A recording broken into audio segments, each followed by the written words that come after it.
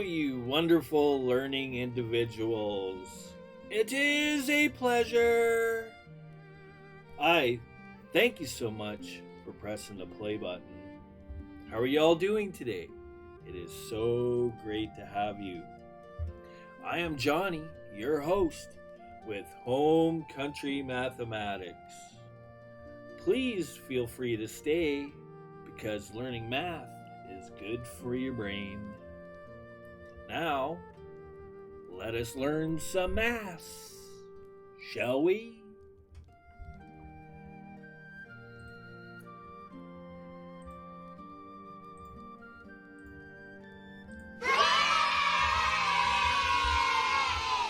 Alright, guys and gals, it's great to have you here to help you students, parents, here to support you as well. Yeah, let's go. Great to have you guys and gals. We are basically doing prerequisite skills, all the basic general foundation of mathematics, a lot of the things and skills that you need to be successful when grinding out various mathematics problems. Fractions happens to be one of those things that we need to learn. Again, myself, I love math, I love numbers. Math is fun to me. It is fun for me. I'd rather do this than an essay.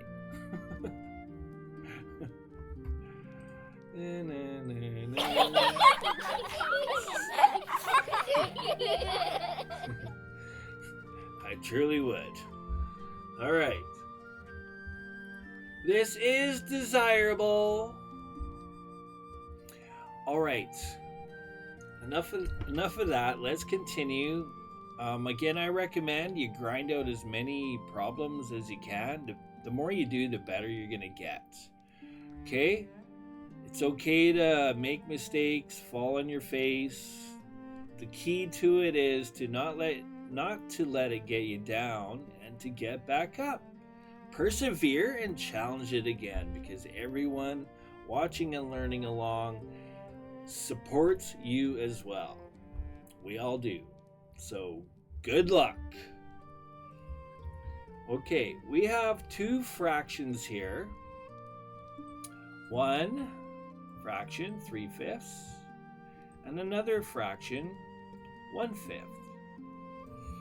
As you can clearly see, it is suggested or inferred that we add them together. Okay, great. So now don't let this worry too much. Don't let the word fractions scare you in that. They're really easy once you get the basic general steps down. Yeah, the basic general steps down. So one of the first things so you have to set your mind and go, okay, I'm adding and subtracting here. That means I have to find a common denominator, right? Fractions are, in fact, numerator over denominator, correct? Okay. Also, another thing you can look at, okay, well, we're adding here. Okay, great. That's what I have to do. That's what is asked of me. And then the second thing you do is you look at the denominators and you go, oh, look, the denominators are exactly the same. So this is great because it actually makes it really easy. So when you have two fractions with the exact same denominator or value, numerical value, such as 5, as you can see, they both have a denominator of 5. Adding fractions together is as easy as adding 3 plus 1. And it really is that easy. Once you have a common denominator, you can simply add the two numerators together. So I could actually rewrite the problem in this fashion. I totally can. right, so let's do this.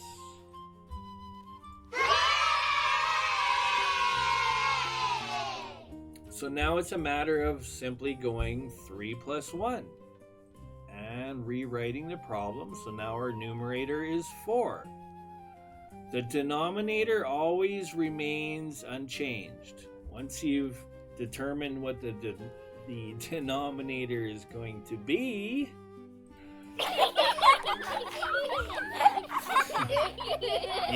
you leave it alone, okay? That easy. Look how easy that was. So again, when the denominators are the same, super easy. Truly is. Same thing with subtracting. Like, I believe in every single one of you. I know you all can add or subtract simple whole numbers. I'm confident in all of you learning here and watching. I'm confident in all your skills that you're able to do that. Okay? Continuing on. 5 over 9. Subtract 4 over 9. Okay? Again, we look at the problem. Okay, we're subtracting. All right, taking note of that. All right, next thing. Oh, look, my denominators are the same. I have to be careful and catch what I'm saying sometimes. Silly me.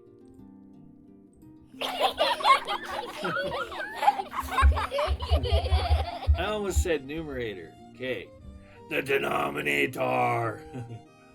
All right. So we see that both our denominators are the same. Oh, awesome. So we can continue rewriting this. I could, let's use this. I can rewrite this. You can rewrite this, and I'm going to have a singular denominator because, well, I can do that because they're the same, right?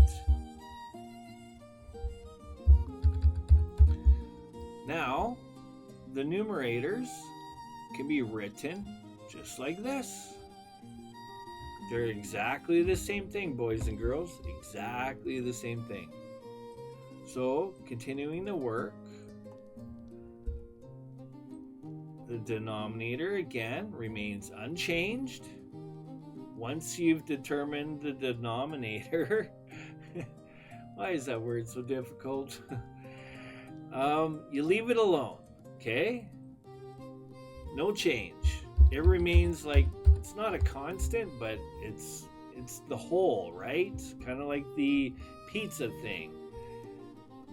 If I ate 2 out of 8 slices, right? If I actually cut the pizza,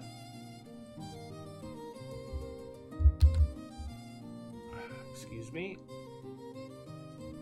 right, into 8 slices. What am I? Oh, okay, I see what I'm doing. Sometimes I click that and it's almost like it doesn't work, you know?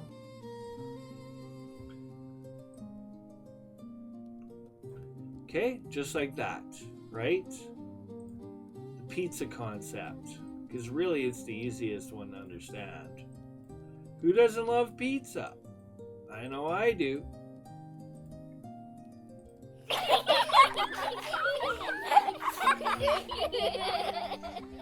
I thought, why not? So I've eaten 2 out of 8 slices. Alright, well actually it could be written like this. Let me go like this. And I'm going to go like this. And I've eaten 2 slices. Just like so. Nom nom nom nom nom nom nom. That is basically 1/4 as well. We did reduce that, right? Which is equal to, let me fix this, to 1/4. Prior video I showed you how to reduce that. Again, stay tuned, we'll do more. right? And then, so now we're at the final step with the numerator. It's as simple as just doing the subtraction. 5 take away 4 is 1. And there's our answer.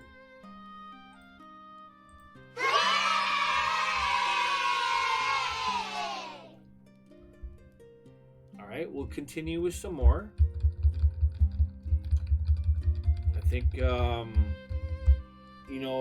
individuals need a little more practice with the adding and subtracting, and that's fine. So we'll do a few videos on this. It's great to have you. 7/16. Subtract 1/16. Again, these are common numbers you'll hear from a measuring tape, right? Measuring tape is usually in 30 seconds, 16ths, 8ths, quarters, and inches, right? All right, again, we see it's subtraction. We see that both our denominators are the same. This is easy peasy lemon squeezy. I could just write 16 and make sure I match my numerators. 7 take away 1 is 6. We have 6/16. Oh, perfect. We get to do some factoring and reducing, okay? I want to make factoring and reducing easy and fun for you guys and gals. Factoring is very important. As you progress through your grades, I don't know what grade you're in. It's none of my business. Let's say, for example, 9, 10, 11, and 12, and let's say maybe you want to move on into college, right? College mathematics. I miss college. I love it. Good times.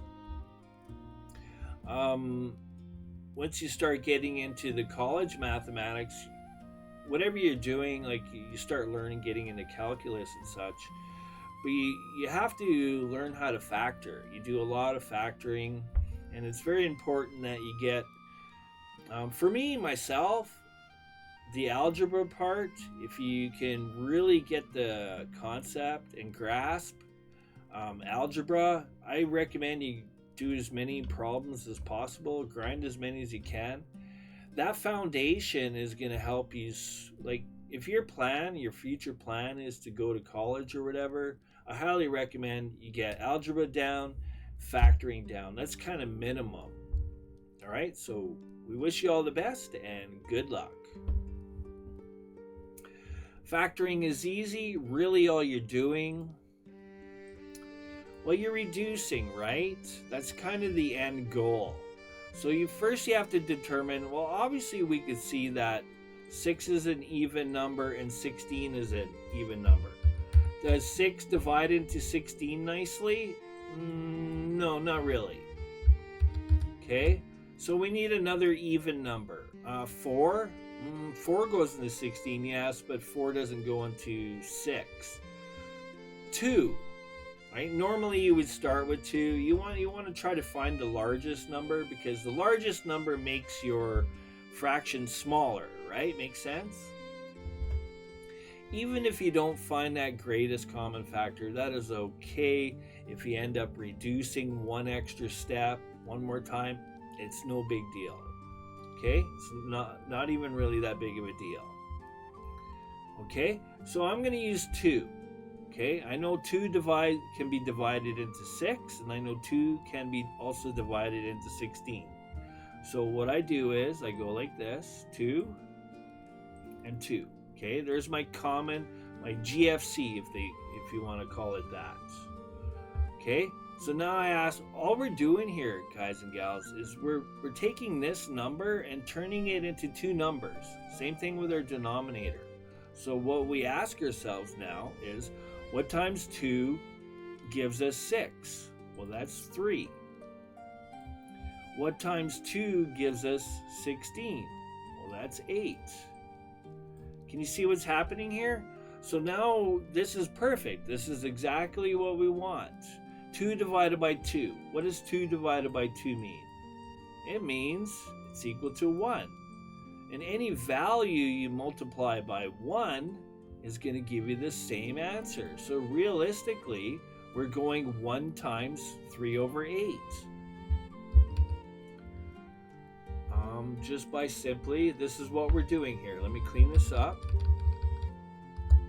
We're canceling these. We can call it canceling or whatever, reducing, however you want to look at it or call it, it's all the same. Potatoes, potatoes, tomatoes, tomatoes. It doesn't really matter, boys and girls, because it all cooks the same.